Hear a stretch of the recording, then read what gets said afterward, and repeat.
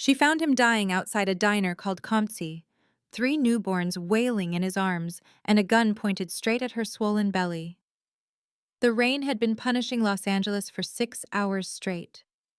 The kind of November rain that turned Sunset Boulevard into a river of trash and regret, washing the desperate further into the gutters. Trina Davis watched the water stream down the diner's grease-filmed windows, her breath fogging the glass from the inside. The wall clock behind the register showed 11:47 p.m. She'd been sitting in the same cracked vinyl booth since 8 that morning, nursing a single coffee refill the waitress had stopped offering after the third hour. If you want to know how she ended up in the world of the Mafia boss, subscribe and leave a comment telling me where you're watching from. She'd been performing at private events until last month. Corporate galas where men in $1,000 suits listened to her sing, while their wives watched her growing belly with thinly veiled disgust. Then someone recognized her from the viral video, the one Vance had made sure went viral. Singer Trina Davis backstage meltdown. The labels stuck: unstable, difficult, liability. The gigs dried up overnight. Her feet throbbed in her second-hand heels. Her stomach had been empty since the apple she'd stolen from a bodega that morning slipped into her coat pocket while the clerk argued with a customer about lottery tickets. The red velvet evening gown she wore, her last remaining stage costume, clung to her frame, damp from the earlier downpour she'd walked through, looking for a shelter that would take a high-risk pregnancy case this late at night. The waitress appeared, arms crossed, mouth pressed into a hard line. "Look, honey, I felt bad earlier, but my manager's gonna be here in 20 minutes. You gotta order something or go." Trina's chest tightened. She had $4.37, not enough for food, barely enough for nothing. "I'll leave." She pushed herself out of the booth, her body protesting every movement. 8 months pregnant, and every step felt like her daughter was trying to claw her way out early.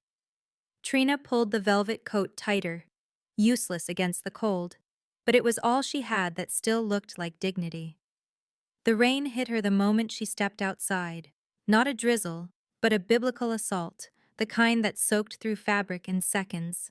The neon COM-TC sign above her buzzed and flickered, casting the wet pavement in sickly pink and green. She was 10 feet from the diner entrance when she heard it. Crying. Not the muffled sound of a television through walls or a passing car. This was immediate, desperate. The kind of newborn wailing that cut through rain and traffic and indifference like a serrated blade. 3 voices, 3 babies. Trina froze, her hand instinctively moving to her belly. Every rational thought screamed to keep walking, to find an awning, to survive her own night before trying to save anyone else's. But nursing school had taught her to trust the instinct that made her check a patient's color before the monitors caught up. And right now, that instinct was screaming. She turned toward the sound. The side alley of Comsey was supposed to be a loading zone, but the dumpsters overflowing with rotted produce said it had been forgotten for weeks. The security light was out. The only illumination came from the street, throwing everything into harsh contrasts: black shadows, silver rain. Then she saw them. 3 infant car seats sat on the filthy concrete, partially sheltered by a rusted fire escape. The babies inside couldn't have been more than hours old, their tiny fists clenched, faces scrunched and red with terror. They were dressed in pristine white onesies, soaked through, their cries ragged and primal. But it was the man beside them that stopped Trina's heart cold. He was slumped against the brick wall, one blood-slicked hand white-knuckled around the handle of the nearest car seat. Even in the darkness, she could see the stains spreading across his shoulder and chest, too dark and thick to be rain. His suit was beautiful, even ruined. Italian wool, hand-stitched, the kind of thing that cost more than 6 months of Trina's old rent. Dark hair plastered to his forehead, and ink crawling up his neck in serpentine patterns that seemed to move in the flickering light. A black sedan sat 30 feet away, its front end crumpled against a telephone pole, steam rising from the hood in ghostly tendrils. Oh God. Trina dropped to her knees beside him, the cold water soaking through her velvet gown instantly. Sir, can you hear me? His eyes snapped open, dark, burning with fever, and something else that made her blood turn to slush. Not pain. Calculation. He was assessing whether she was a threat or a tool. Leave. His voice was gravel and smoke, heavy with an accent she couldn't place. Korean, maybe. His hand moved slowly, shaking, and Trina's world narrowed to a single point. He was holding a gun. The barrel lifted, wavering, aiming directly at her pregnant stomach. Leave, he rasped again, each word costing him. Or die. Trina's hands were already pressing against his shoulder before her brain could override her body, warm, wet, arterial. She'd seen enough in her clinical rotations to know this was catastrophic. The wound was still weeping blood, his skin ice cold beneath the expensive fabric, breathing shallow and irregular. You need a hospital. The words came out automatic, trained. I'm calling 911. No. The gun steadied fractionally, his jaw clenched, tendons standing out in his neck. No police, no hospital. They'll find the children. The babies were screaming now, a sound that reached into Trina's chest and twisted. She looked past him at the diner's back door, locked from the outside, chained. He wasn't hiding here, he was trapped here. Her mind raced. 2 years of medical school before her parents died in the fire, before she'd held her mother's hand in the ICU, watching machines breathe for her, before she'd learned that knowing how to save someone and having the power to do it were devastatingly different things. Please. The word left his lips like a prayer, and the gun lowered slightly, his strength failing. Please. Trina looked at the babies, looked at this man who was bleeding out but still shielded 3 newborns with everything he had left, looked at the locked door and the wrecked car and the empty street beyond. Every survival instinct screamed to run, but she thought of her mother's last words, whispered through an oxygen mask. Don't let fear make you small, baby girl. Okay. The word escaped before she could stop it. Okay, but we're moving now. Can you stand? Nodded. It was a lie, and they both knew it. Trina grabbed the first car seat, then the second, then the third, her arms burning, her daughter pressing against her ribs in protest. She set them carefully where the rain couldn't reach, then returned to the man. On 3, she said, sliding her shoulder under his good arm. My car is 2 blocks away. You're going to make it, understand? His eyes met hers. Something flickered there that might have been hope or might have been resignation. 1, 2, 3. They rose together, and Trina's world tilted into blood and rain and the sound of 3 babies crying for a mother who would never answer them. She didn't know his name yet, didn't know that the tattoos crawling up his neck marked him as the head of the Gyeomyun Serpent Syndicate, didn't know that the babies she carried weren't just orphans, they were the encrypted keys to an empire built on blood. Didn't know that 2 blocks away, her battered Honda waited like a getaway car she'd never asked to drive. All Trina knew was that 6 weeks ago, she'd been evicted from her apartment. 4 weeks ago, her last gig had ended with security escorting her out. And tonight, she'd made a choice that would drag her from the gutter straight into a war she didn't understand, carrying 3 heirs to a criminal throne and a daughter who would be born into the crossfire. But that understanding would come later. Right now, all that mattered was the next step, and the next, and keeping them all breathing until dawn. Trina's Honda smelled like old coffee and desperation on a good day. Tonight, it reeked of copper and fear. She white-knuckled the steering wheel, her eyes darting between the rain-slicked road and the rearview mirror, where 3 car seats were crammed into the back. The babies had quieted to exhausted whimpers, their small bodies trembling with each hiccup of breath. The man, she still didn't know his name, was slumped in the passenger seat, his head lolled against the window, leaving a smear of condensation and blood on the glass. "Where am I going?" Trina's voice cracked. Her hands shook so badly she could barely keep the car straight. "Tell me where to go." His eyes fluttered open, unfocused. "West. Olympic Boulevard." Each word came out wet, labored. "The warehouse district. I'll tell you when." "That's not a hospital." "No hospitals." He coughed, and Trina heard liquid in his lungs. Bad. That was bad. They have people everywhere, waiting. The wipers beat a frantic rhythm against the windshield. Swish, swish, swish, swish, but they were losing the battle. The rain came down in sheets, turning the streetlights into watercolor blurs. Trina leaned forward, squinting through the deluge, her daughter pressing against her bladder with every bump in the road. She merged onto Olympic, the industrial sprawl of East LA, rising around them like the ribcage of some sleeping beast.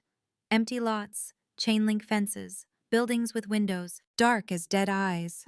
Behind her, one of the babies started crying again. Then another. Then all three, their voices rising in a chorus of misery that made Trina's chest ache. The man stirred, his good hand reaching back between the seats. "Shh," he whispered, his voice softening into something that didn't match the gun still tucked in his waistband, or the violence written across his skin. "Shh, my sons. Appa is here." Appa. Father. His fingers found the nearest car seat, and he began to rock it with a gentleness that terrified Trina more than the weapon had. This wasn't a monster. This was a man who loved these children enough to bleed out protecting them, which meant whatever was hunting him was worse. "What are their names?" Trina asked, needing to fill the silence, needing to pretend this was normal. 1, 2, and 3. His eyes closed again. "Safer that way." "That's not—" "Turn left. Now."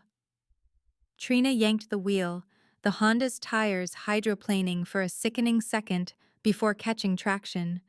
The babies shrieked at the sudden movement. Her daughter kicked hard enough to make Trina gasp.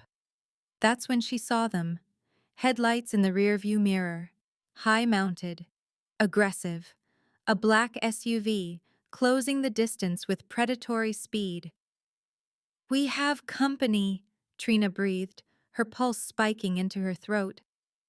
The man's head snapped up, clarity flooding back into his eyes despite the blood loss. He twisted in his seat to look back, then cursed in Korean, sharp, vicious syllables that needed no translation.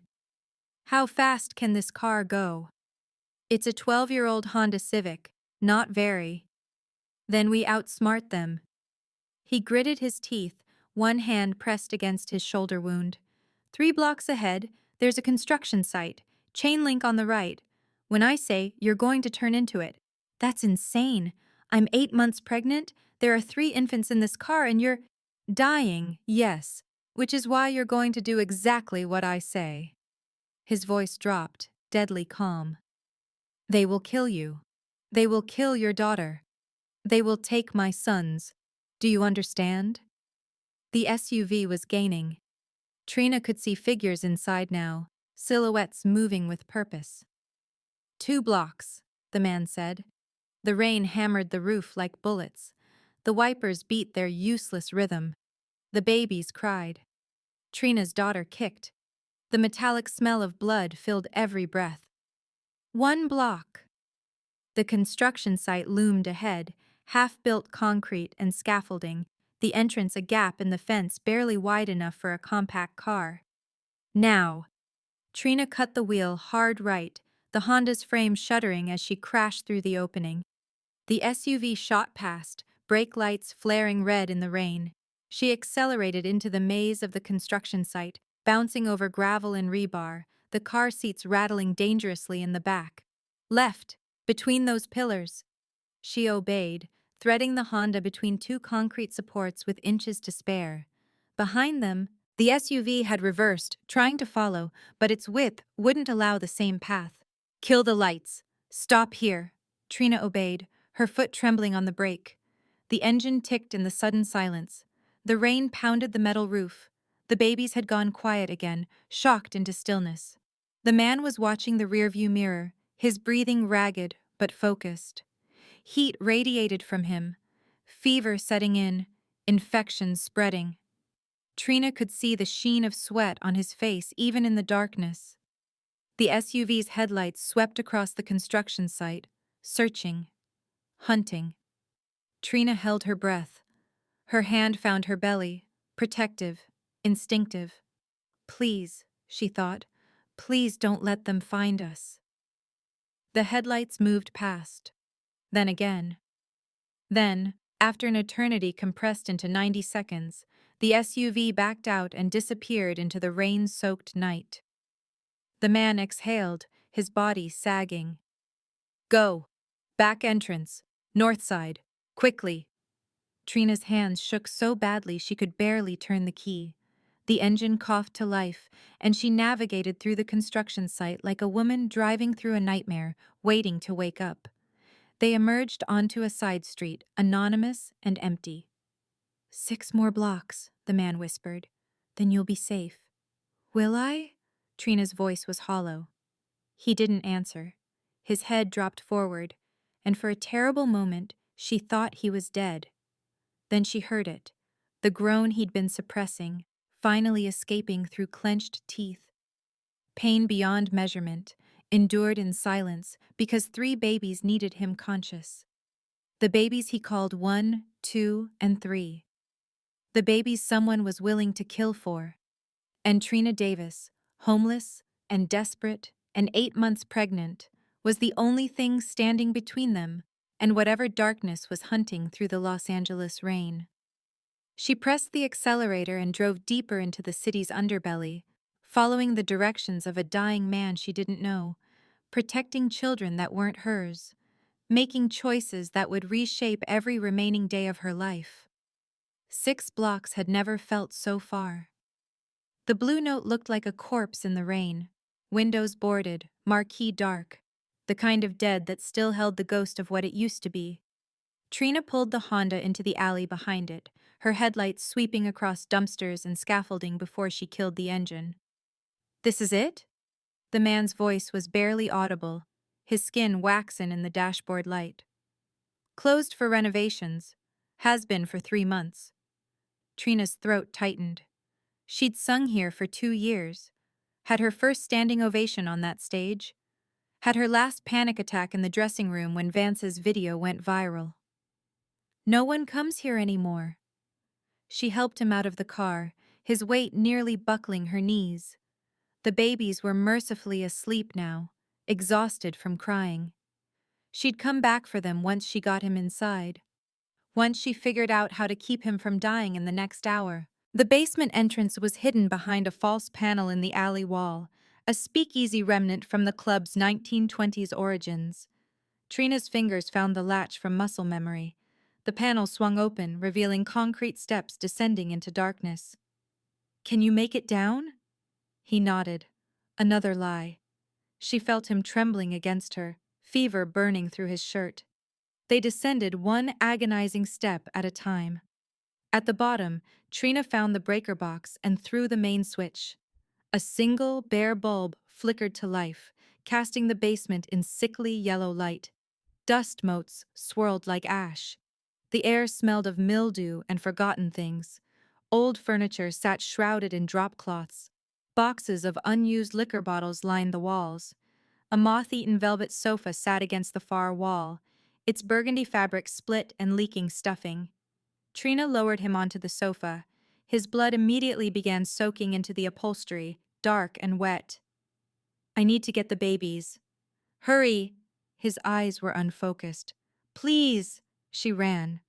Up the stairs, into the rain, transferring 3 car seats one by one into the basement. Her arms screamed. Her daughter pressed against her ribs with each trip.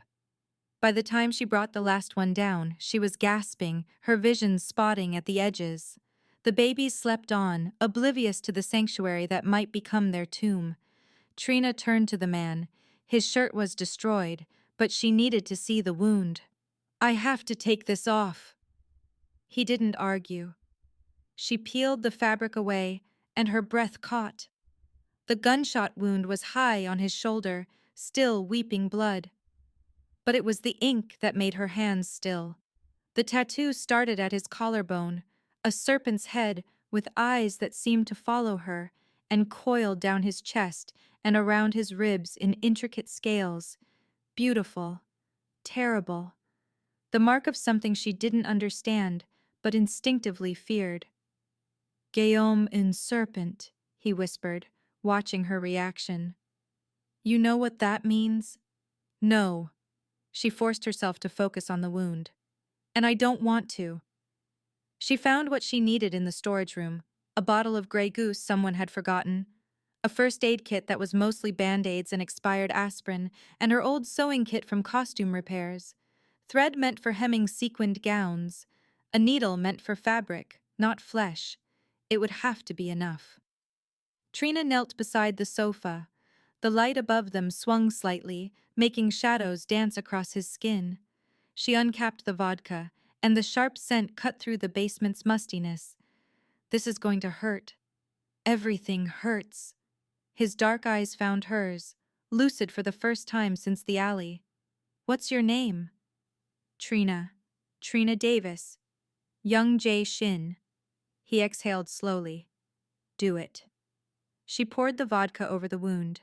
His body went rigid, every muscle locking, but the only sound he made was a hiss through clenched teeth.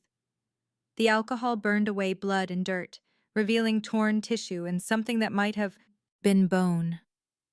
Trina threaded the needle with shaking hands.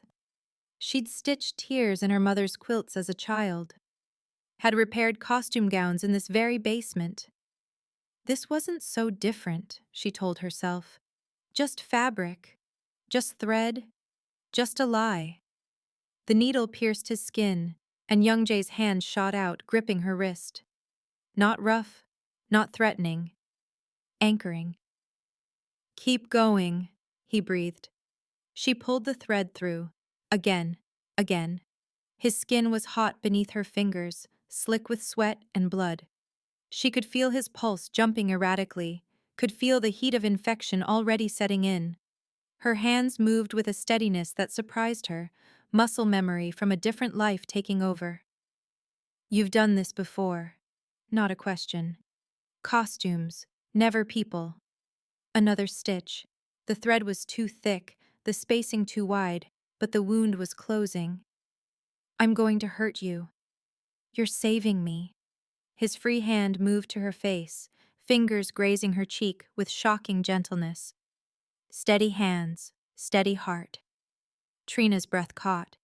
She was close enough to see the flecks of gold in his dark eyes, close enough to smell the copper and vodka and something underneath that was just him, sandalwood and smoke. The serpent tattoo seemed to pulse with his heartbeat, hypnotic in the swinging light. Why do you call them 1, 2, and 3? She needed to talk, needed to break whatever current was running between them. They deserve real names. Names make them human. Human things can be loved. His jaw clenched as she pulled another stitch tight. Loved things can be used as weapons. They're already weapons. Look what's happening. Then I've already failed them. Something cracked in his voice. Their mother. Don't.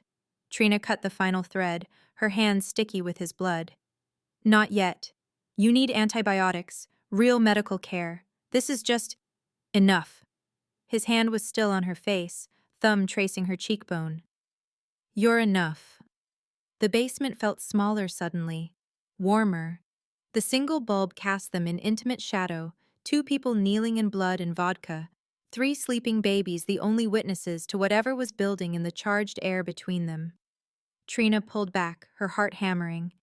You need rest. I need to clean up. But when she tried to stand, her legs buckled, exhaustion and pregnancy and adrenaline crash all hitting at once. Young Jay caught her, pulling her against his good side, his arm around her waist. We both need rest, he murmured against her hair. And Trina, who had been alone for so long, who had learned to expect nothing from anyone, let herself lean into the warmth of a dying man who called his sons by numbers and wore a serpent like a prayer. Outside, the rain continued to fall. Inside, in a basement that smelled of dust and desperate choices, something new and dangerous began to bloom in the space between survival and surrender. The basement became a world unto itself. 2 days passed in a strange twilight rhythm of feedings and diaper changes, of young Jay's fever spiking and breaking, of Trina's swollen feet propped on a crate while 3 newborns demanded everything she had left to give. The single bulb stayed on constantly. They couldn't risk darkness, couldn't risk missing a threat. The smell changed first. Baby powder and formula began to mask the mildew, creating an oddly domestic scent that made Trina's chest ache. She'd found supplies in her car, the emergency bag she'd packed when she lost her apartment. Diapers meant for her daughter. Blankets meant for a future that seemed impossibly far away now. Young Jay sat propped against the wall, his wounded shoulder bound in strips torn from a drop cloth. The fever had broken that morning, leaving him weak but lucid. He watched Trina move through the space with an intensity that made her hyper-aware of every gesture. "You're doing it wrong," she said, watching him attempt to cradle one against his good shoulder. The baby was screaming, red-faced and furious. "He's fed. He's changed. What else does he want?" "Air. You have to burp him." Trina crossed the basement, her gait awkward with her belly. She positioned herself beside young Jay, close enough that their shoulders touched. "Support his head. Pat his back. Not too hard, you're not testing a melon." Young Jay's hand was massive against the infant's tiny back. He patted once, tentative, and one let out a burp that seemed impossible for something so small. "Like that," Trina said softly.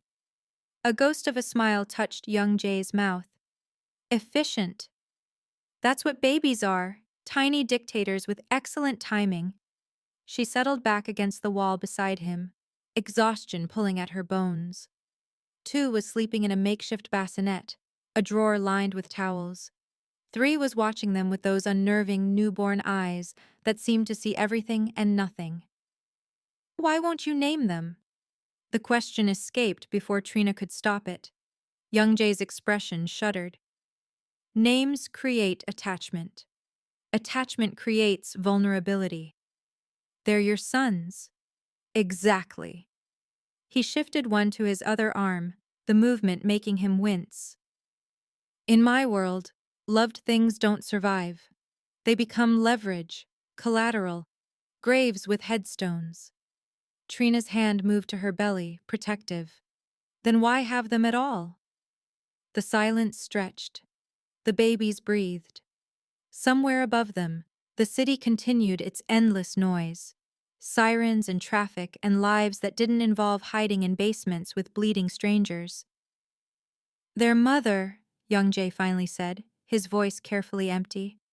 "She was a surrogate, a transaction. She delivered them 6 hours before someone put a bullet in me." He paused. "She was loose ends. She knew too much, saw too much." The chill started in Trina's spine and spread. "And me?" Young Jay turned to look at her fully. In the harsh light, she could see the exhaustion carved into his face, the shadows under his eyes, the way pain had stripped away whatever mask he usually wore. "You're different." "How?" Her voice came out smaller than she intended. "I've seen your face. I know where you are. I know about them." She gestured to the babies. "How am I not a loose end?" "Because you chose to help when you could have run. Because you're carrying your own life and still made room for mine." His hand moved, slow enough that she could stop him if she wanted, and settled on her swollen ankle. His palm was warm, calloused, strangely gentle. "Because you're not part of my world. You're something else entirely." Trina's breath caught. His thumb traced small circles against her ankle bone, easing the ache that had been building for days. It was the most tender thing anyone had done for her in months. "Tell me about her," she whispered. "Their mother." "No." Young Jay's hand stilled. "That story ends badly. You don't need it in your head." I need to know if I should be afraid of you. He met her eyes. You should absolutely be afraid of me, Trina Davis. But not because I would hurt you. His hand moved from her ankle to rest between them on the dusty floor. Because everyone around me dies eventually. It's the math of my existence. Two started fussing, saving Trina from having to respond. She pushed herself up, her body protesting every movement, and lifted the baby from the drawer. The weight felt right in her arms, not hers, but needed. She began to hum without thinking, a melody her mother used to sing. Old jazz standard, something about autumn leaves and long goodbyes. Young Jay's expression shifted, something raw flickering across his features. What is that song? I don't know the name. My mother sang it. Trina swayed slightly, and Two's crying softened to whimpers. She said it was about beautiful things that don't last.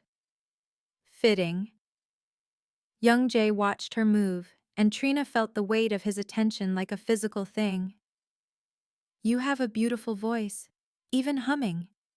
I used to sing, upstairs, before everything fell apart. What happened? Trina kept swaying, kept humming, but the words came out anyway. I trusted the wrong person. He made sure no one would hire me again, made sure I had nothing left but this. She looked down at her belly. Not even her father wanted us. Then he's a fool. The certainty in young Jay's voice made Trina's throat tighten. She finished the lullaby, and Two fell asleep against her shoulder, his small body warm and trusting in a way that terrified her. You're good at this, young Jay observed, mothering things that aren't yours. Maybe I'm just desperate for something to love that won't leave. The admission hung in the air between them. Young Jay shifted, pain crossing his face as he moved. Come here. Trina hesitated, then settled beside him, Two still sleeping in her arms. Young Jay's good arm came around her shoulders, careful of her belly, and pulled her against his side. The heat of him soaked through her clothes, feverish but comforting. 2 days ago, you were homeless, he said quietly. Now you're keeping a mafia boss alive and raising his sons. How does that feel? Insane. Trina let her head rest against his shoulder, exhaustion winning over self-preservation. Like I fell through reality and landed somewhere that doesn't exist. It exists. This moment. Right here. His fingers traced absent patterns on her arm. Tomorrow, maybe we die. But tonight, we're alive. All 6 of us. In the makeshift bassinet, 1 and 3 slept on. Above them the city pulsed with violence and indifference. But in the basement of the Blue Note, in the space between fear and surrender, something fragile and fierce was taking root. Trina hummed the lullaby again, and young Jay's breathing deepened, finally finding something close to rest. The killer and the singer. 3 nameless babies. 1 unborn daughter. A family made of desperation and choice, bound by blood that wasn't theirs and danger that was coming whether they were ready or not. Trina woke to the sound of 3 screaming and her vision swimming with dark spots. She pushed herself upright on the sofa, her head pounding with a pressure that felt like her skull was trying to split. Her hands were swollen, fingers fat and unresponsive when she tried to make a fist. When she pressed her thumb against her wrist, the indent stayed, white and deep. Pre-eclampsia. She'd seen it in her clinical rotations. The swelling, the headaches, the vision changes. If it progressed, she could seize. Her daughter could die. We're out of formula, young Jay's voice cut through her panic. He was sitting up, pale but more alert than he'd been since the alley. He held the empty container like evidence of their failure. And whatever is happening to you needs medication. I'm fine. The lie tasted bitter. You're not. His dark eyes tracked her swollen hands, her flushed face. How long have you felt like this? Since yesterday.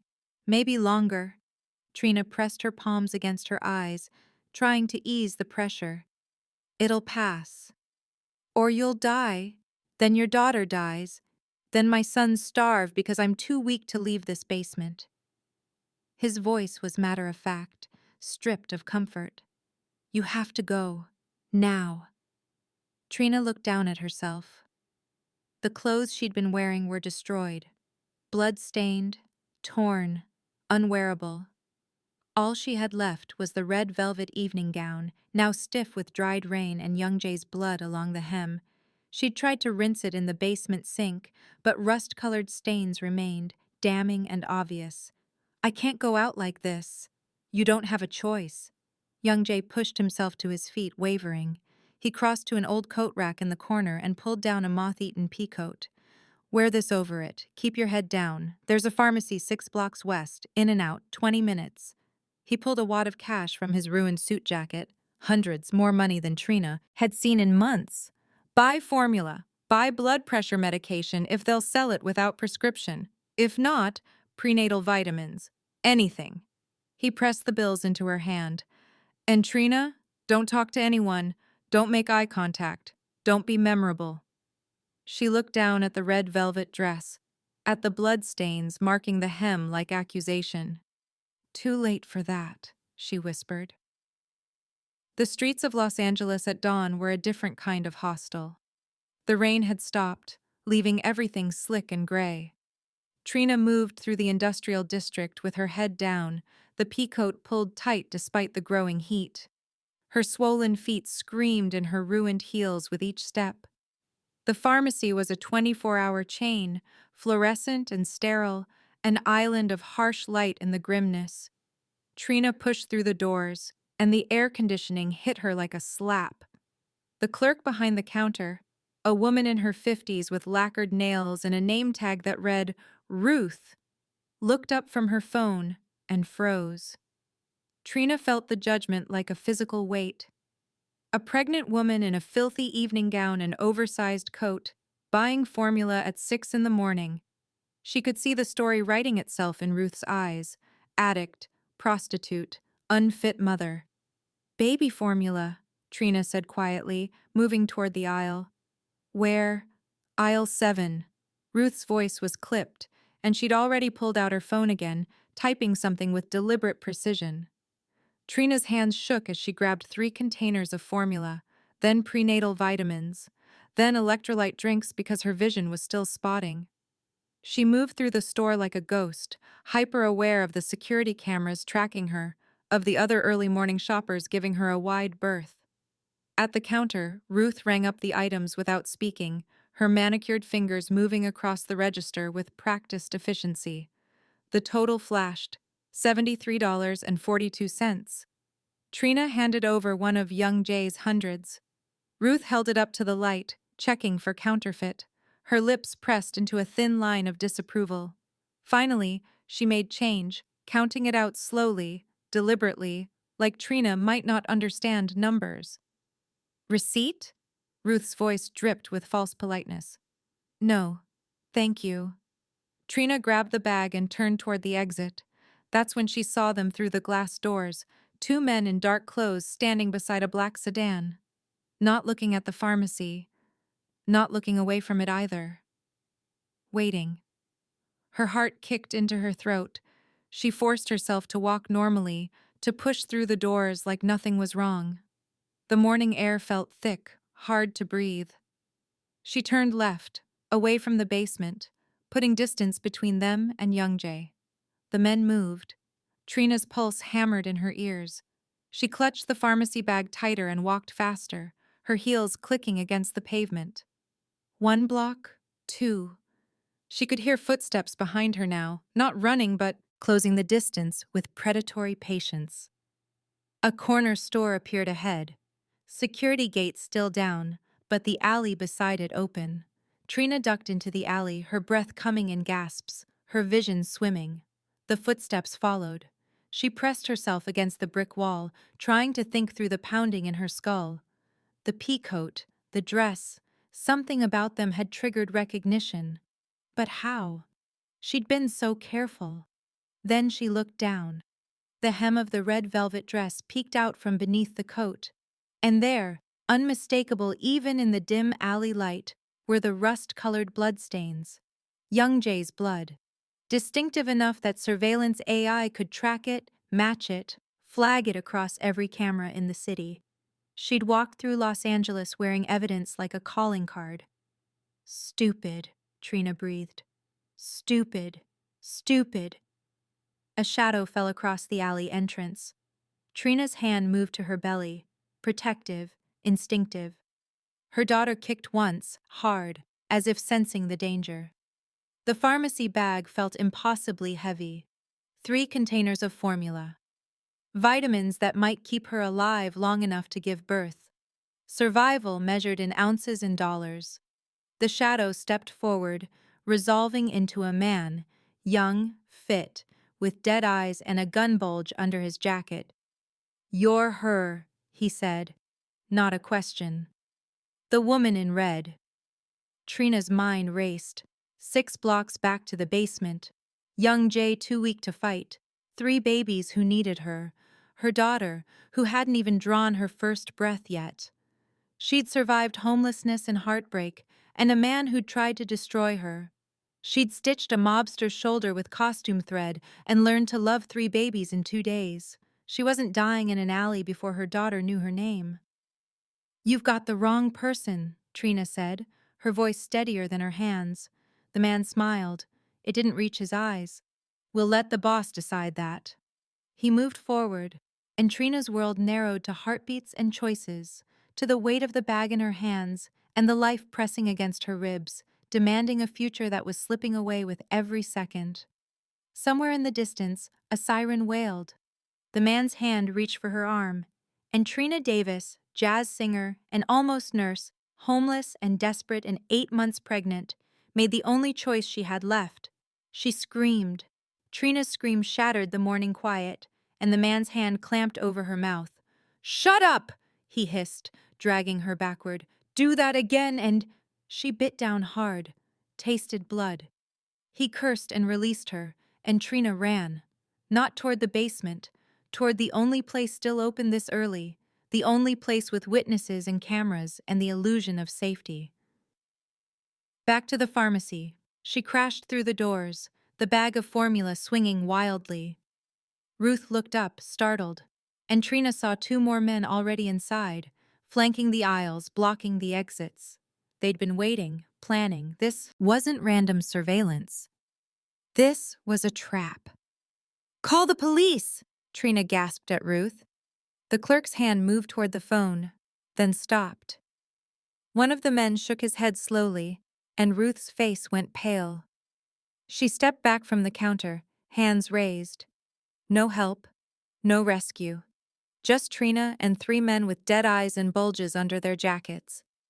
The one from the alley entered behind her, still nursing his bleeding hand. "Pharmacy's closed for maintenance," he announced loudly. "Everyone out, now!" The 2 other customers, an elderly man buying coffee and a construction worker in paint-stained clothes, didn't need to be told twice. They fled, leaving Trina alone with Ruth and the hunters. "We can do this easy or hard, sweetheart." The alley man moved closer. "Boss just wants to talk. About your new friends, the ones you're hiding." Trina's mind raced. Her clinical rotation supervisor used to say, "When you can't fight the system, change the environment. Make the playing field yours." "I don't know what you're talking about." She backed toward the pharmacy aisles, scanning, calculating. The PA system speaker mounted in the corner. The employee breakroom door marked staff only. The fire extinguisher on the wall. "I'm just buying formula for my baby."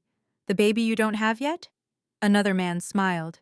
"The formula for the 3 kids that aren't yours? We've been watching that basement, honey, waiting for one of you to make a mistake." They'd found the blue note. Found young Jay. This was just the advance team. Trina's hand closed around a can of aerosol deodorant on the shelf beside her.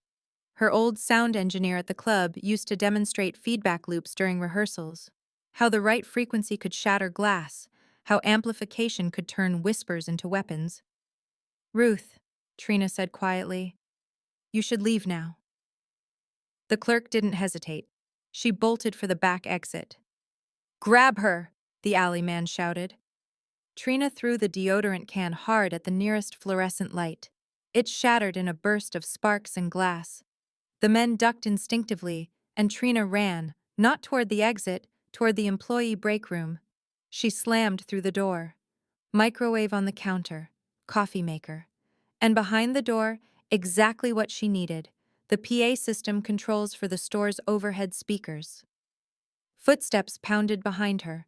Trina grabbed every aerosol can she could find, air freshener, cooking spray, compressed air for keyboards.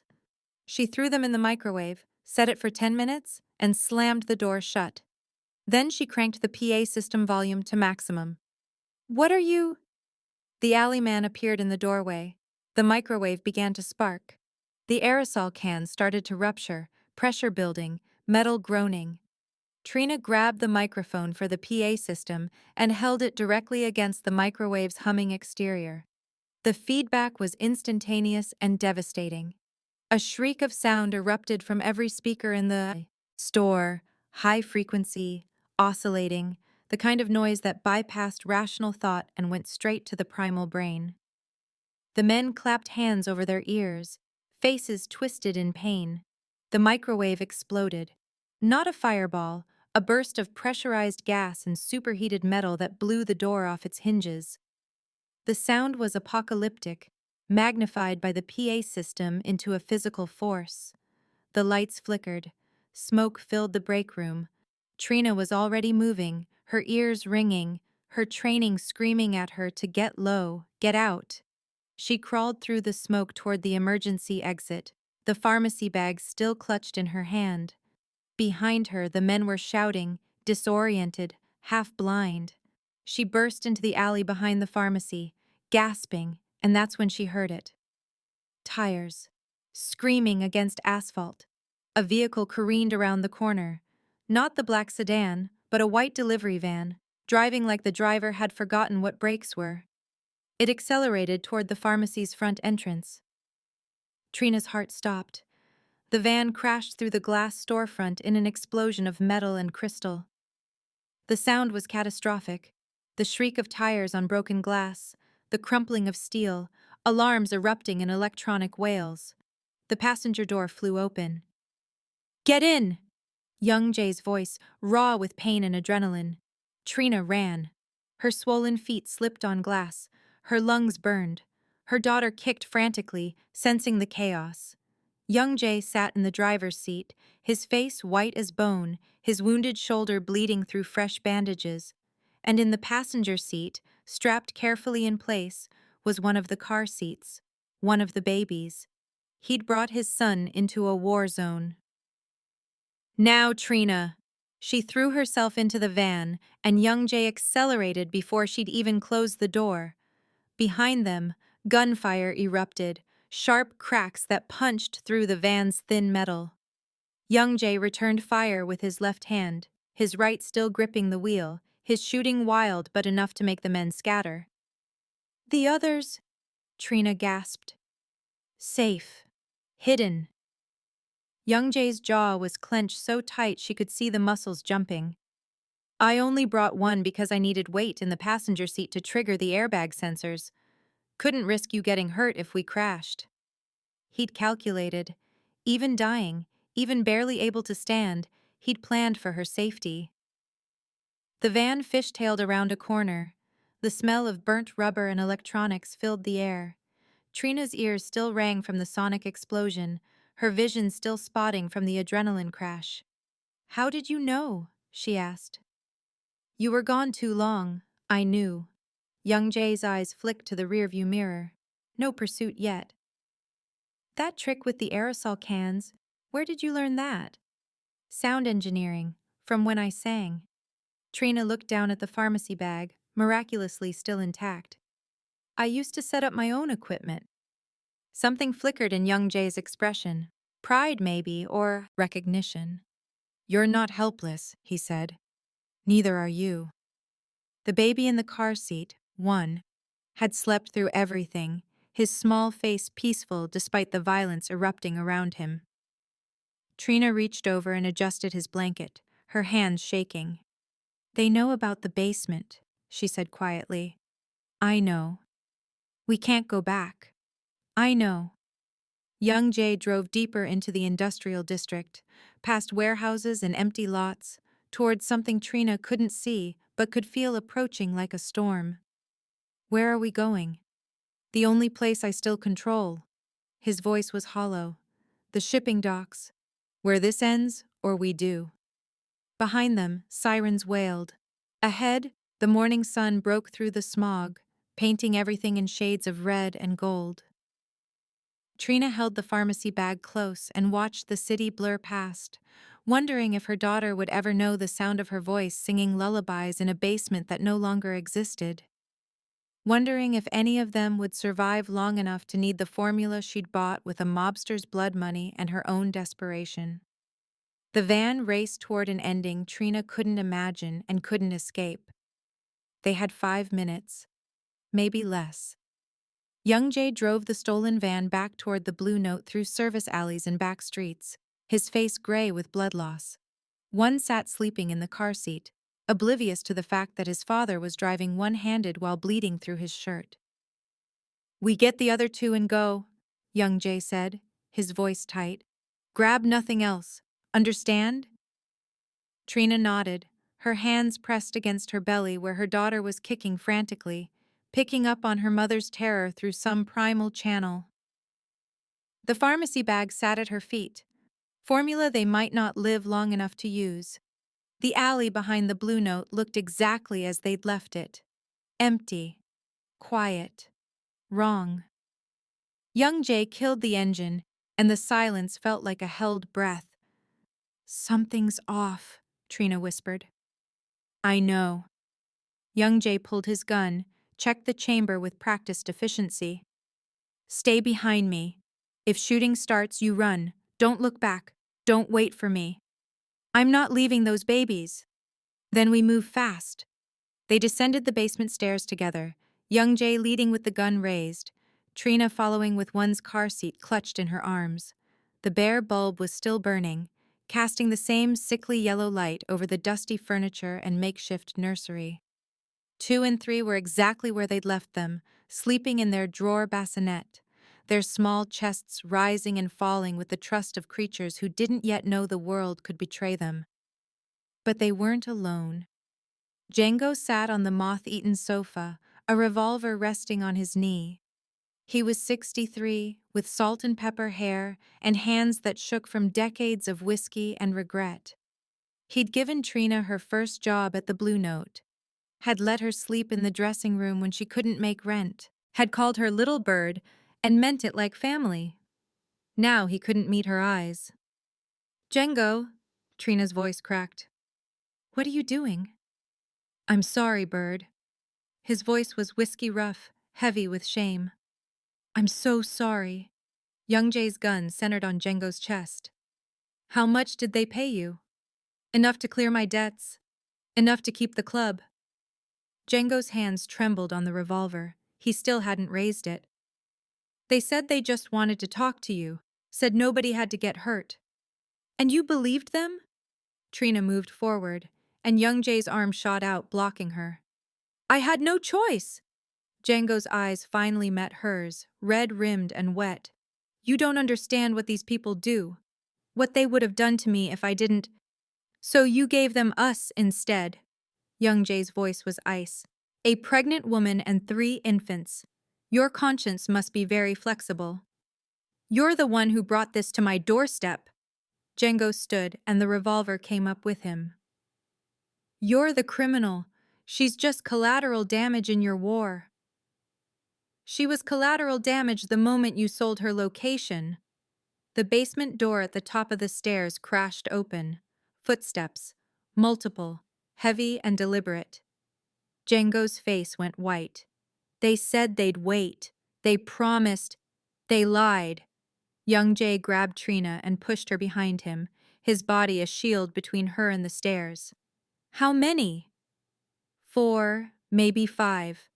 Django's gun wavered, pointing at nothing and everything. They're supposed to pay me when... The first shot came from the stairs, and Django's chest exploded in red. He dropped like a puppet with cut strings, the revolver clattering across the concrete. His mouth worked soundlessly, blood bubbling at his lips, and his eyes found Trina's one last time. "Sorry," he mouthed. Then nothing. Trina's scream caught in her throat as Young Jay returned fire, the basement erupting in deafening cracks that echoed off brick and concrete. She grabbed 2 and 3 from the bassinet, clutching them against her chest, her body curled around them as bullets tore through the air above her head.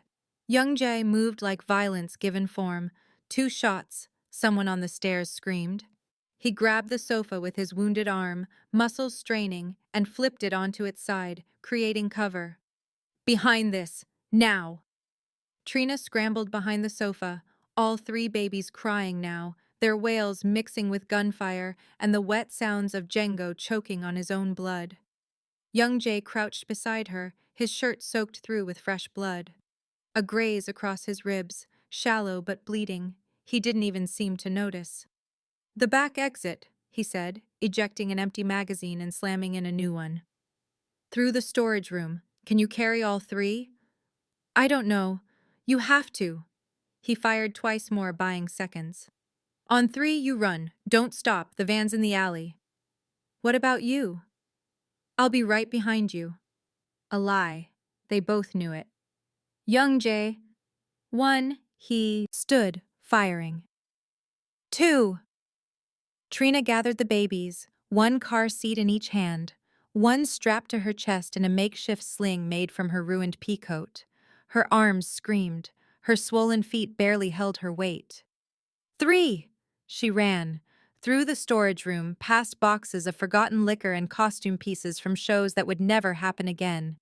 Past Django's body, his blood spreading across the concrete in a dark pool. Past the shame and betrayal and the memory of him calling her "little bird" with affection instead of remorse. The back exit burst open under her weight, and she stumbled into the alley. Behind her, gunfire continued, methodical, brutal. Young Jay, buying her escape with his life. She loaded the babies into the van with shaking hands, strapping them in as footsteps pounded toward the exit. She threw herself into the driver's seat just as Young Jay appeared, running despite the blood, despite the bullets, despite physics and medicine and everything that said he should already be dead. He dove into the passenger seat. "Drive!" Trina stomped the accelerator, and the van lurched forward. Behind them, men poured from the basement, firing at the retreating vehicle. The back window shattered. The babies screamed. Young Jay twisted in his seat, returning fire until his gun clicked empty. Then silence. Just the engine and the crying and Trina's ragged breathing. "Where?" she gasped. "East. The port of Los Angeles." Young Jay slumped against the seat, his hand moving to his ribs. "I have a container there. Fortified. It's the last place they haven't compromised." "You're bleeding again." "I know." They drove through the city as dawn fully broke, past places Trina used to know, past the ruins of her old life. Young Jay's hand found her belly, pressing gently against where her daughter kicked. "I will not let them take yours either," he said quietly, his voice carrying a promise that felt like a vow. "Whatever it costs, whatever I have to burn, your daughter will know her mother." Trina's hands tightened on the wheel, and she drove toward the shipping docks where the story would end or transform into something neither of them could yet imagine.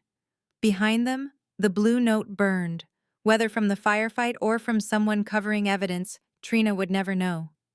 Django's betrayal, his death, the smell of whiskey and gunpowder and shame, all of it reduced to smoke and memory, rising into a Los Angeles sky that promised nothing but more violence to come.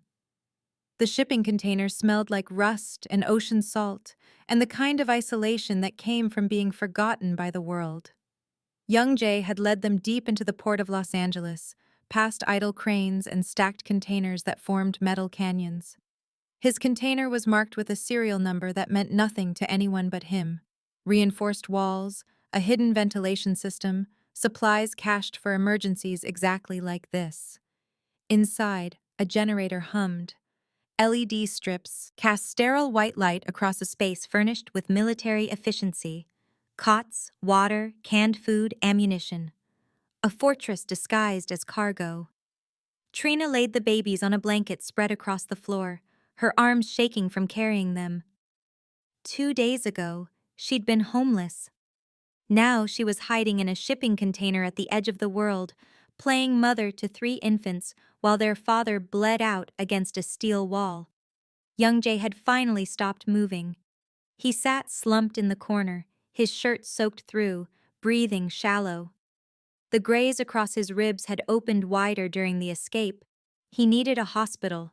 He'd die before accepting one. "We have maybe 6 hours," he said quietly, "before they find this place too." Trina didn't ask how he knew. She was learning that young Jay knew things the way other people knew hunger. Intimately. Inevitably. The babies needed changing. Feeding. She reached for the diaper bag they'd grabbed from the van, the one young Jay had brought from wherever the triplets had been born. Her hands moved on autopilot, pulling out diapers and wipes. That's when she felt it. Something hard tucked into the lining of Two's swaddling blanket. A weight that didn't belong. Trina's fingers closed around cold metal. A locket. Silver, tarnished, strung on a delicate chain. Her breath stopped. She knew this locket, had seen it every day for 18 years until her sister disappeared. Trina's hands shook as she opened it. The hinge was stiff, reluctant, but it gave. Inside, a photograph, faded, creased, but unmistakable. 2 girls, one 11, one 14, arms around each other, laughing at something outside the frame.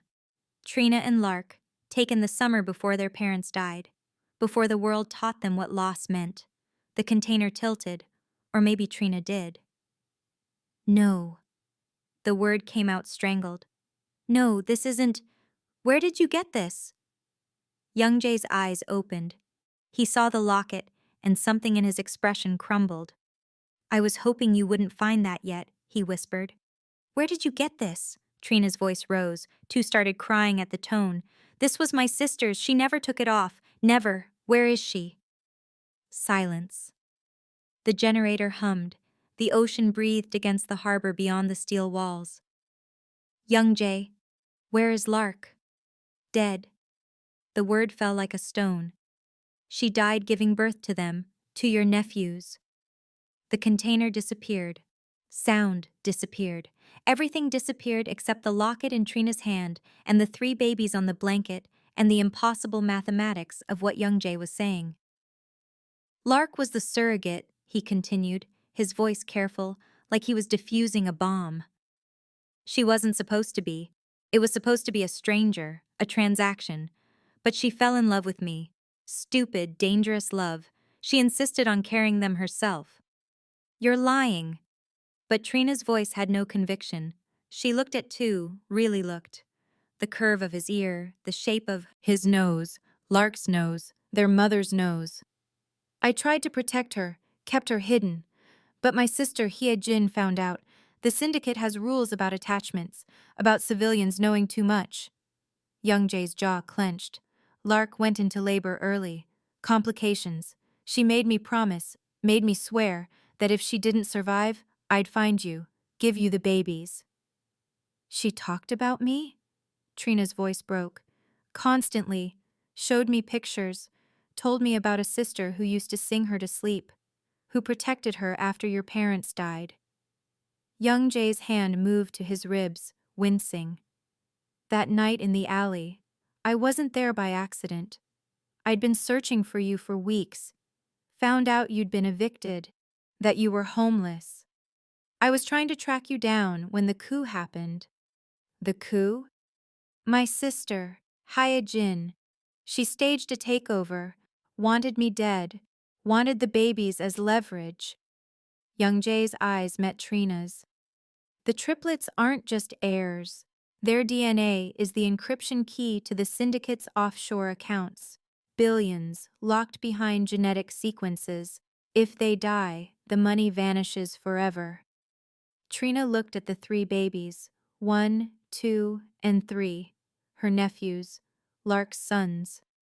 Why didn't you tell me? Would you have believed me? Would you have come if you knew? Young Jay's laugh was bitter. I was going to leave them with you and disappear. Let you think they were abandoned orphans, give you a new start. He gestured at his wounds, at the blood, at the container around them. This wasn't the plan. Trina clutched the locket, her sister's face staring up at her from the photograph. Lark, who'd disappeared 2 years ago, who'd fallen in love with a monster, who'd died bringing these children into a world that wanted them dead.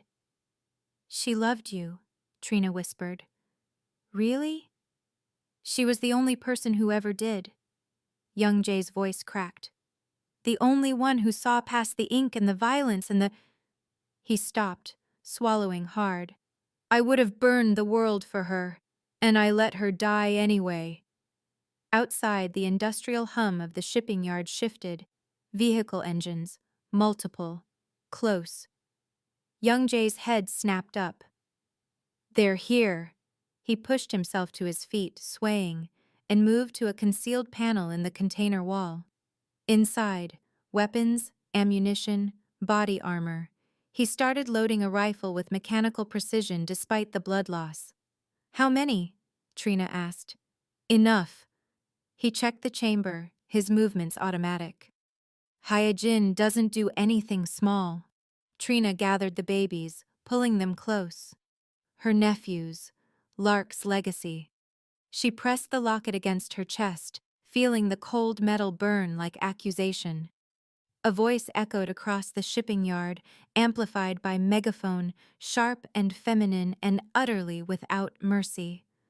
Oppa! The Korean word for older brother, twisted into mockery. I know you're here. Come out and I'll make it quick. Stay hidden, and I'll make it last. Young Jae moved to the container's narrow view slot. What he saw made his entire body go rigid. What? Trina whispered. What is it? He stepped back, his face ashen. You should see this. Trina looked through the slot. The shipping yard was surrounded. Black vehicles forming a perimeter, armed figures in tactical gear, and at the center, a woman who could only be Hyejin.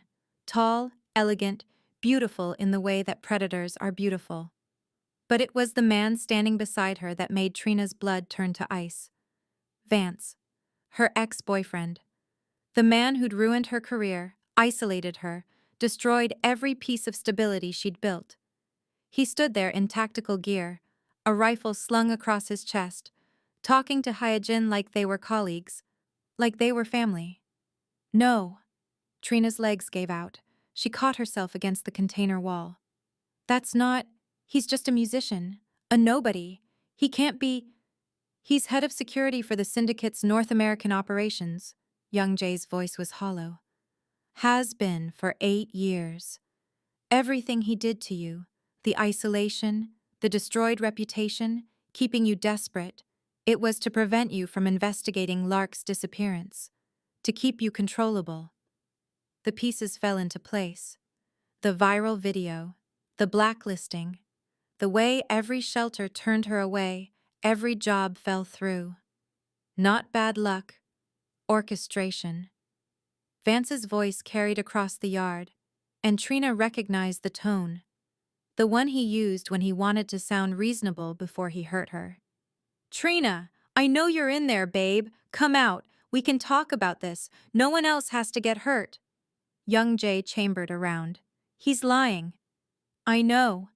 Trina's hand found her belly, and her daughter kicked hard, as if sensing the storm about to break. She looked at her nephews, at the locket, at young Jae bleeding against the container wall.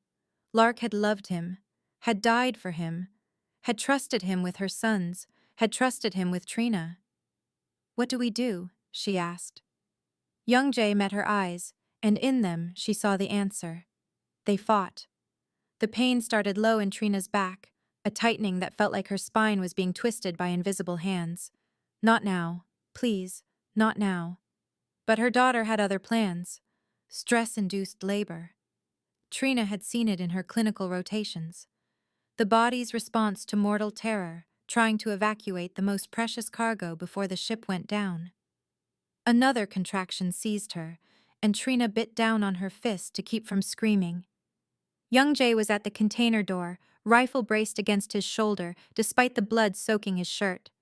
The babies lay in their makeshift nest behind a wall of supply crates, the safest position in a space that offered no safety. Last chance, Appa. Hyejin's voice carried across the shipping yard. Send out the children, and I'll let the woman live. My word. Your word is ash, Young Jay called back. Just like everything you touch. Vance's voice cut through next, and Trina's whole body recoiled at the familiar manipulation wrapped in false concern. Trina, baby, be reasonable. Those aren't even your kids. Why die for someone else's mistake? The contraction released, leaving Trina gasping. She checked her watch with shaking hands. 7 minutes since the last one. Too fast. Too soon. Her daughter wasn't due for 3 more weeks. Young Jay, she whispered. I'm in labor. His head snapped toward her. For the first time since the alley, she saw something like fear crack through his control. How far apart? 7 minutes, maybe less. Another contraction built, a wave of pressure and pain that made her vision white out at the edges. I can't do this here. Not like this. You won't have to. Young Jay's voice went flat, deadly.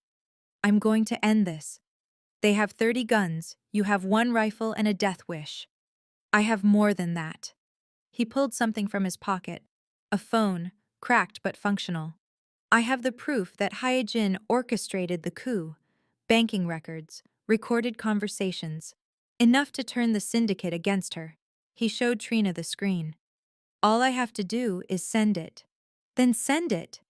If I do, we become irrelevant. They'll kill us to clean up the mess. His eyes met hers. The only leverage we have is those babies and what they unlock. The contraction peaked, and Trina couldn't stop the whimper that escaped. The pain was immense, primal, her body splitting itself open to make room for new life while death circled outside. That's when she remembered. Lark's voice, 14 years old, singing to 10-year-old Trina after their parents' funeral. A melody their mother used to hum while cooking. Not quite a lullaby, not quite a song, just sound shaped into comfort. The moon is silver, the night is long. Young Jay had mentioned it. The lullaby code. Access to the accounts wasn't just genetic, it required a passphrase. Something Lark had programmed before she died, something only Trina would know. Another contraction hit, and this time Trina screamed. The sound tore from her throat, raw and animal, echoing across the shipping yard. The gunfire outside paused. Trina? Vance's voice, uncertain now. What's happening? She crawled to the container door, her body contracting, her daughter trying to claw her way into a world that wanted them dead. Young Jay tried to stop her, but she pushed past him. You want the money? Trina screamed into the night. You want the accounts? The babies aren't the only key. Silence. Even the ocean seemed to hold its breath. What are you talking about? Hyejin's voice, sharp with interest. Lark programmed a failsafe, a lullaby, a song only I know. Another contraction doubled Trina over. She gripped the container frame, her knuckles white. If I die, the accounts lock forever. You can harvest their DNA all you want. Without the song, you get nothing. She's bluffing. Vance, but he sounded uncertain. Am I? Trina's laugh came out half-sob. Lark was smarter than all of you. She knew you'd come for the babies. She made sure you'd need me alive to access what you killed her for. Young Jay stared at her, understanding dawning. The lullaby, he whispered. The one you were humming in the basement. The moon is silver, the night is long, Trina sang through the pain, her voice cracking. The stars remember where we belong. She didn't know if it was true, didn't know if Lark had really programmed a musical failsafe, but it sounded like something her brilliant, paranoid sister would do. And more importantly, Hyejin believed it. Bring her out, Hyejin ordered. Alive.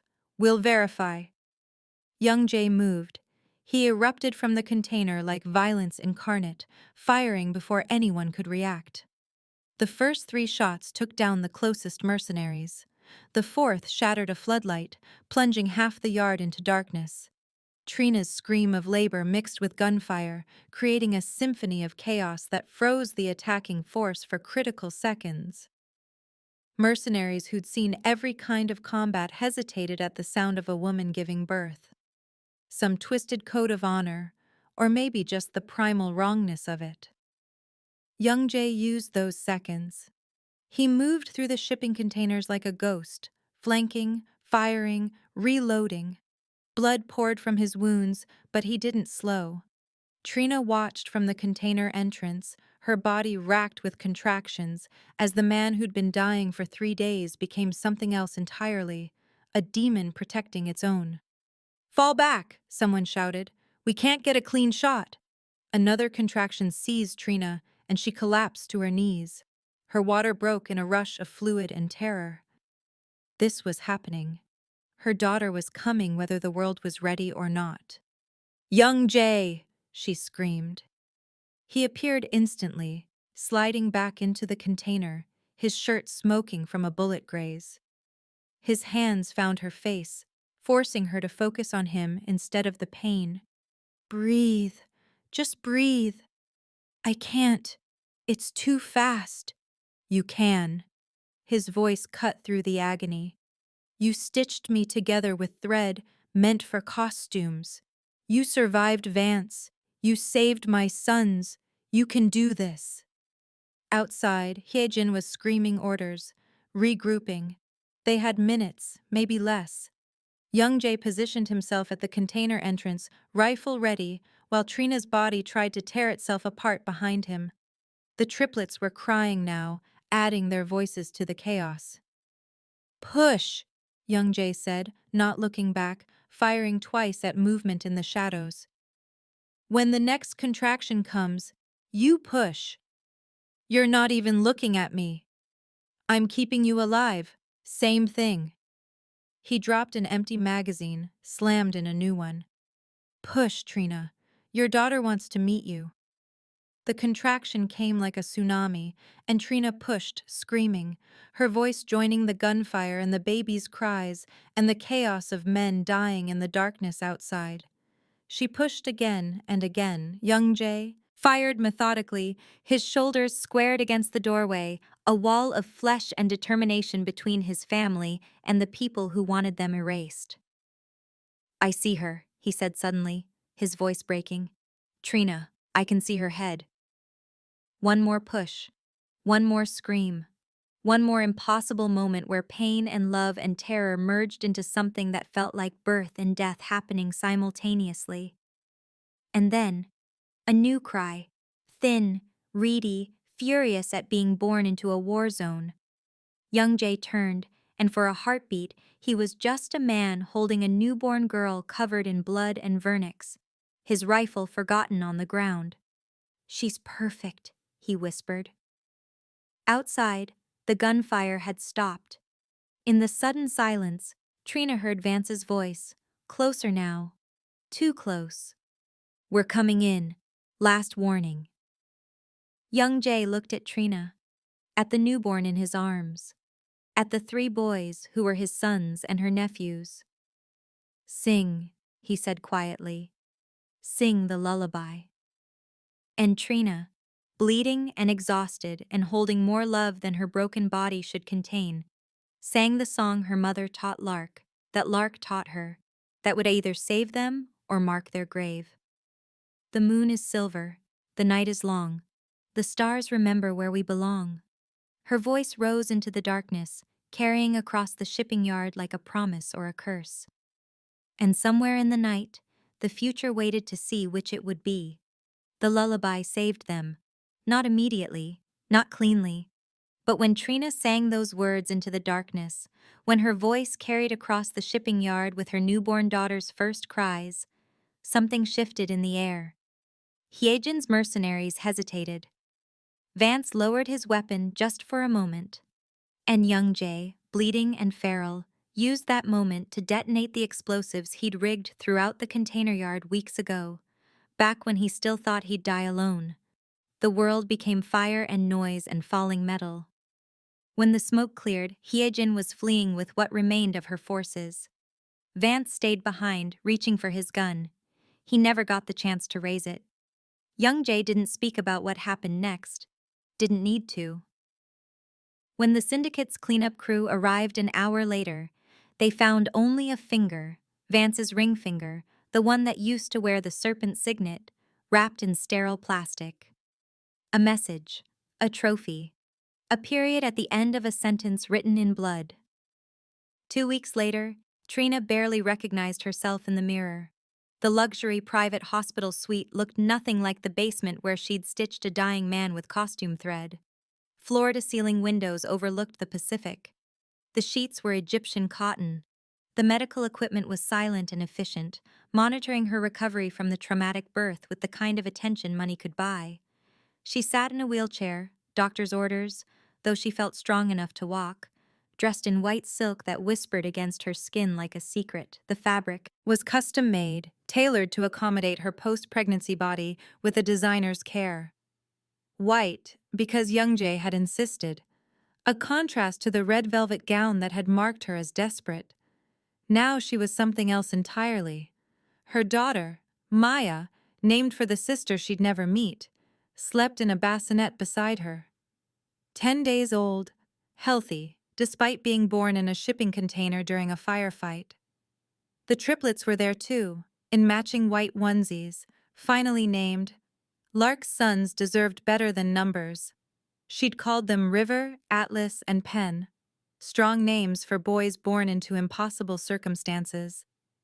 The door opened and young Jae entered, moving carefully but no longer dying. His shoulder had been properly treated, the infection beaten back by antibiotics that cost more than Trina used to make in a year. He wore a black suit, perfectly tailored, the serpent tattoo visible at his collar like a signature. "It's time," he said quietly. Trina nodded. A nurse appeared to wheel her out, 4 infants in tow, carried by attendants who moved with the silent efficiency of people paid extremely well to ask no questions. They took a private elevator to the penthouse level of the medical tower. But instead of more hospital rooms, the doors opened onto something else entirely. The syndicate's boardroom. It was massive, all dark wood and darker windows, a table that could seat 30. But today, only 12 men sat there. The council, the ones who controlled the Jeomyun Serpent's operations across 3 continents. They rose as young Jae entered, their faces carefully neutral. Waiting. Young Jae walked to the head of the table and placed something on the polished surface.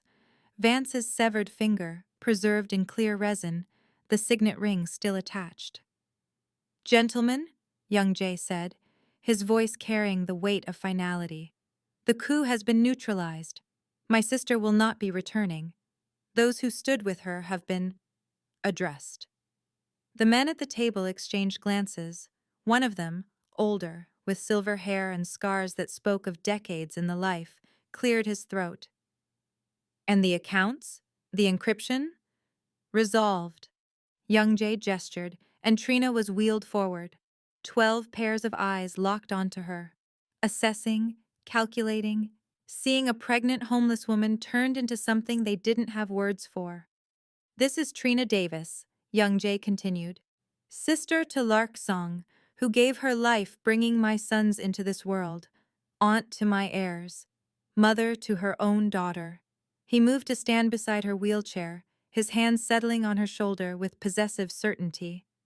"And the only person alive who holds the access codes to our offshore assets." Silence, heavy and complete.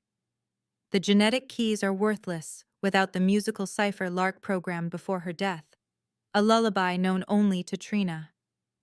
Young Jae's voice hardened. "Which means she is not a guest, not a mistress, not a temporary inconvenience." He knelt beside Trina's wheelchair, the head of the Korean Mafia kneeling before a former jazz singer, and lifted her hand to his lips. "She is the mother of the house, partner in all things, protected by my word and my weapon." His eyes swept the council. "Anyone who harms her, harms me. Anyone who threatens her children, all four of them, declares war on this syndicate." Young Jay stood, still holding Trina's hand, and faced the council with the calm of a man who'd already won. "Bow," he said quietly, "or leave. Choose quickly." For a long moment, nothing moved. Then the silver-haired man stood and inclined his head. Not far, but enough. The others followed, one by one, until 12 of the most dangerous men in the underworld were bowing to a woman who'd been sleeping in her car 3 weeks ago. Trina felt the weight of it, the power, the impossibility. She looked down at Maya sleeping peacefully, oblivious to the empire being reshaped around her existence, looked at River, Atlas, and Pen, her nephews, her sons now in every way that mattered, looked at young Jay, who'd chosen her over his throne, over his life, over everything his world told him to value. "Partners," she said, her voice steady despite the surreal nature of it all. "In all things." Young Jay's smile was slight, but genuine. "In all things." The council sat. Business continued. Plans were made, territories discussed, the machinery of the syndicate grinding forward with Trina at its center instead of crushed beneath its wheels. Later, when they returned to the hospital suite, young Jay poured 2 glasses of water, neither of them drinking anything stronger while the babies needed them, and handed one to Trina. "From a diner alley to a boardroom throne," he observed. "How does it feel?"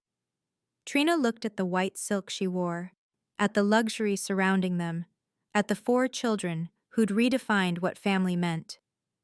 "Unreal," she admitted. "Like I'm waiting to wake up homeless again." "You're not." Young Jay sat beside her, careful of her healing body. "You earned this. Every blood-soaked, impossible piece of it." "We earned it." Trina's hand found his. "I couldn't sing the lullaby if you hadn't kept us alive long enough to use it." "True partnership, then." His thumb traced circles on her palm. "The singer and the serpent. The mother and the monster."